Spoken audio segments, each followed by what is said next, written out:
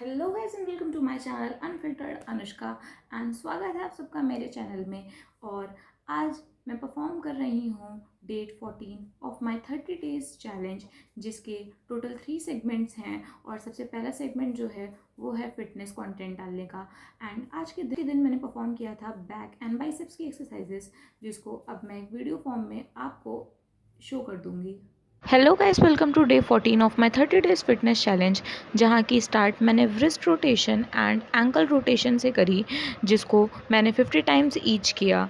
उसके बाद मैंने साइड लेग टच परफॉर्म करा, जिसको भी मैंने 50 टाइम्स किया। एंड आज वर्कआउट का मेरा बैक एंड बाइसेप्स का डे था, तो जितना भी स्ट्रेचिंग का पार्ट मैं कर रही हूँ, मेजॉरिटी वो सब अपर बॉडी के लिए है। और उसके बाद मैंने थोड़ी स्ट्रेचिंग और करी।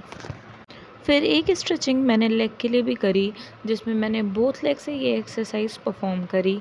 और उसके बाद मैंने front and back claps perform करा। और उसके बाद एक और एक्सरसाइज करके मैं इक्विपमेंट पे चली गई, जिसमें सबसे पहले मैंने लैट पुल डाउन करा। उसके बाद मैंने रिवर्स लैट पुल डाउन करा, और इसको क्लोज ग्रिप भी कहते हैं। और उसके बाद मैंने सीटेड परफॉर्म करा। इन सबको मैंने 3 सेट करा और हर सेट में 20 के रेपिटेशंस लगाए। मैंने और भी एक्सरसाइजेस कुछ परफॉर्म करी थी, बट उनको मैं क्लिप आउट नहीं कर पाई।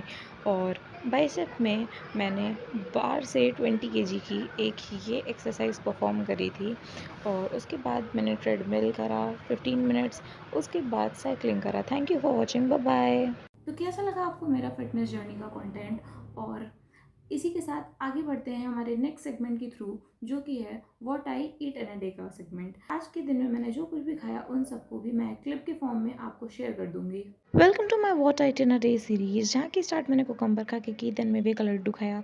उसके बाद में मैंने पराठा, सब्जी और कुछ वेजिटेबल्स मिला के एक रोल बनाया था। फिर कोल्ड ड्रिंक पी एंड देन बाहर गई थी तो एक फ्रैपे पिया। उसके पनीर 65 खाया। और उसके बाद chilli garlic noodles and chilli paneer खाया। फिर भूख नहीं थी ज़्यादा तो बस फ्राइड राइस खाया। Bye bye. This was what I ate today.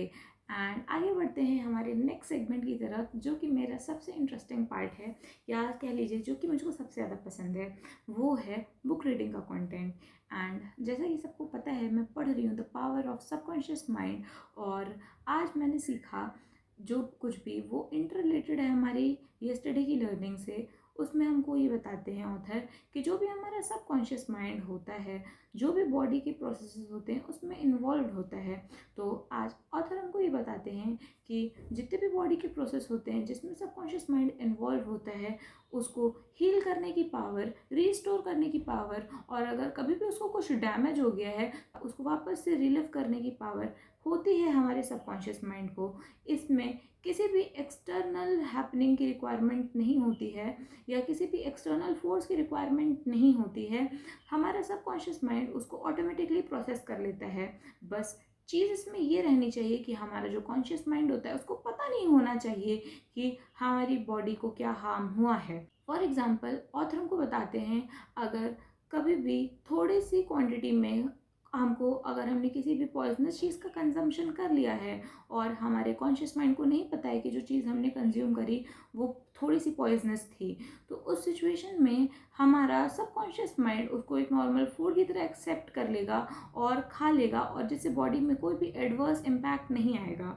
But for example अगर हमको पता है कि कोई फूड है, अगर वो ख़राब नहीं भी हुआ है और हमको ये लगता है कि कल से रखा है तो वो ख़राब हो गया होगा, तो उस सिचुएशन में अगर हमने उसका कंजम्पशन कर लिया तो हो सकता है हमारी बॉडी में उसका कुछ नेगेटिव इम्पैक्ट भी आ जाए, जबकि वो फूड इतना पॉइजनस या ख़राब भी नहीं रहा होगा।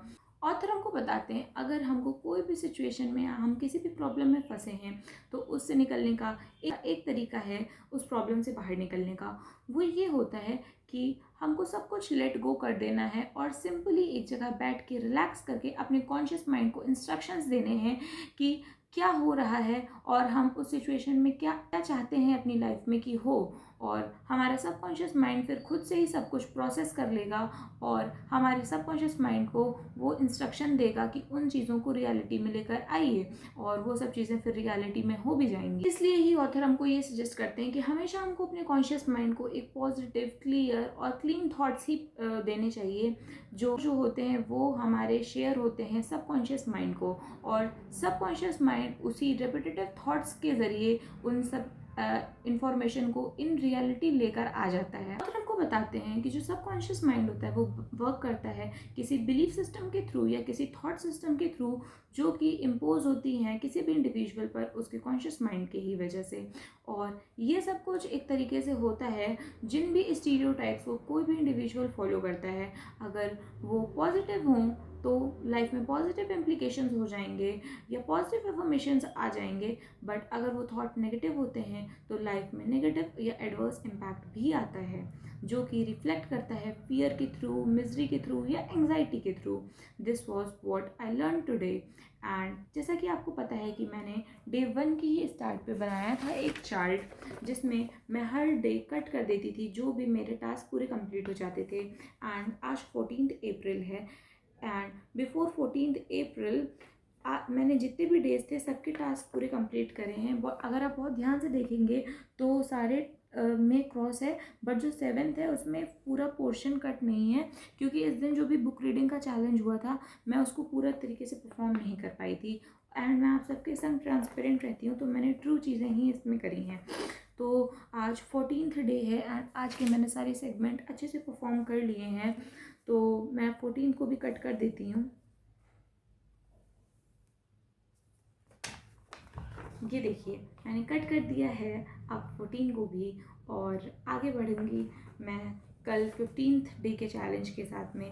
और कल का चैलेंज परफॉर्म करते वक्त हम हाफ डन हो जाएंगे हमारे 30 डेज़ के चैलेंज के लिए।